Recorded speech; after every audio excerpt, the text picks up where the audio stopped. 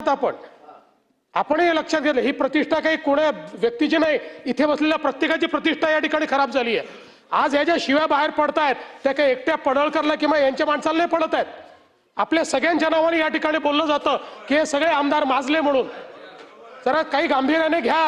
ही प्रत्येक गोष्ट अशी पॉलिटिसाइज करून आपण महाराष्ट्रातल्या जनतेला काय सांगणार आहोत? माननीय मुख्यमंत्री देवेंद्र फडणवीस साहेब, तुमचं सगळ्यात आधी हार्दिक अभिनंदन की तुम्ही आयुष्यामध्ये पहिल्यांदा खरं बोललात आणि आम्हा जनतेचं स्पष्ट मत आहे की सर्व आमदार माजलेत. आम्हाला वाटत नाही तर माजलेत, 100% माजलेत. या आमदारांना जनतेचे प्रश्न सोडवण्यासाठी, इथल्या लोकांना काहीतरी देण्यासाठी, इथल्या बेरोजगारीवर चर्चा करण्यासाठी, सगळ्या गोष्टी करण्यासाठी आम्ही निवडून दिलं. विधान भवनामध्ये पाठवलं, विधान परिषदेमध्ये पाठवलं आणि तिथं हे टगे टवाळगिरी करतायत.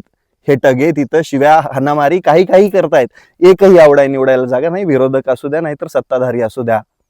ही वस्तुस्थिती आहे. या आमदारांना काय भेटत नाही हो? विश्रामगृह, पगार, महागाई भत्ते, पेट्रोल फ्री, फॉर्च्युनर गाड्या, मर्सिडीज, प्रशासनाकडून मिळणारे हप्ते.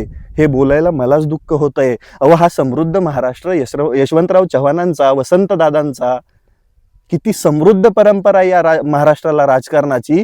पण माननीय मुख्यमंत्री साहेब, तुमच्या कार्यकाळामध्ये हे सगळं नासलं.